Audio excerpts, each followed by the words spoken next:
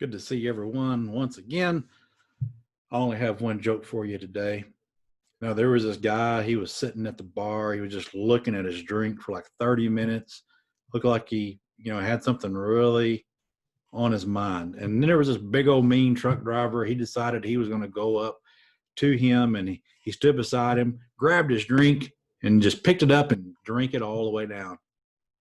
Well, the poor man, he starts crying. The truck driver says, "Come on, man, I was just joking. Here, I'll buy you another drink. I can't stand to see another man cry." He says, "No, no, it's not that," the man replies, and as he was wiping his tear. He said, "This day's been the worst one of my life. First, I overslept, and so I got late to my office, and my boss got mad at me, and he fired me.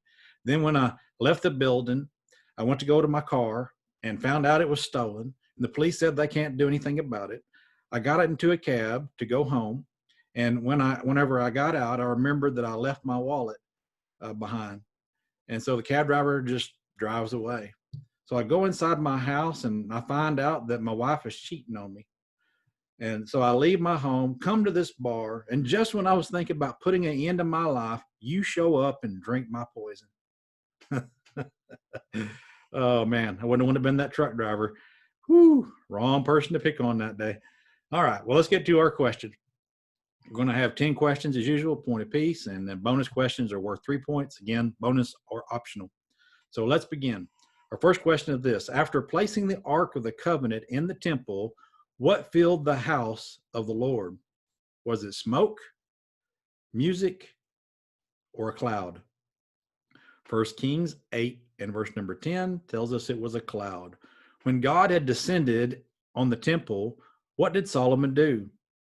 Fell on his face, blessed the people, sent the people away. 1 Kings 8 verse 14 tells us that he blessed the people. Number 3, when Solomon finished praying over the congregation, he sacrificed oxen and sheep as what kind of offering? Peace, sin, or first fruits? 1 Kings 8 verses 62 through 63 tells us it was a peace offering. Number 4, how many oxen and sheep were sacrificed as peace offerings? Was it 10,000 oxen and 12,000 sheep? Or was it 22,000 oxen and 120,000 sheep? Or was it 12,000 oxen and 20,000 sheep? 1 Kings 8 verse 63 tells us that it was 22,000 oxen and 120,000 sheep. Whew, that's a lot of animals to slaughter. Number 5, because there was so many sacrifices being made, what area did Solomon concentrate so that the offering could be made there? Consecrate. I don't know what I said. Did I say concentrate? Consecrate so that the offering could be made there. Was it the middle of the court of women, or the court of the Gentiles? 1 Kings 8 verse 64 tells us that it was the middle of the court. So I don't know. We'll see how you do on this. The bonus question, of course, is related to what I just asked. And here it is. You don't get any help. How long did the celebration of the temple dedication last? How long did it last? 1 Kings 8 and verse 65 reveals the answer: 14 days. All right, let's move on to our next batch of questions. Our first question is this: Boaz agreed to anything Ruth wanted because he and his people in the city knew Ruth was what? Following God's will, a needy person, a woman of excellence. Ruth 3 verse 11 tells us it's because that she was a woman of excellence. Number 2, Boaz was willing to marry Ruth, but there was a problem due to what? A close relative, a jealous girlfriend, a language barrier. Ruth 3 verses 10 through 13 tells us the answer is a close relative. Number 3, when Ruth left Boaz in the threshing floor, what did he give her?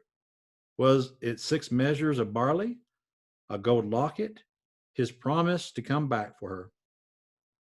Ruth 3 verse 15 was 6 measures of barley. Isn't that romantic? Number 4, where did Boaz go to meet Naomi's closer relative? the marketplace, the city well, or the city gate? Ruth 4, verse 1 tells us it was the city gate. See, the city gate was where a lot of business transactions were made. Number 5, who did Boaz ask to sit in the city gate with him? Was it his servants, elders, or priests? Ruth 4, verse number 2 tells us it was the elders. Okay, here's your final bonus question for today. How many elders joined him? This is going to be a tough one, I think. How many elders joined him? Again, verse 2 of Ruth chapter 4 tells us the answer was 10. And so there was 10 men that was required to be a witness in a matter like this, something as serious as marriage. Well, I hope you have a wonderful day.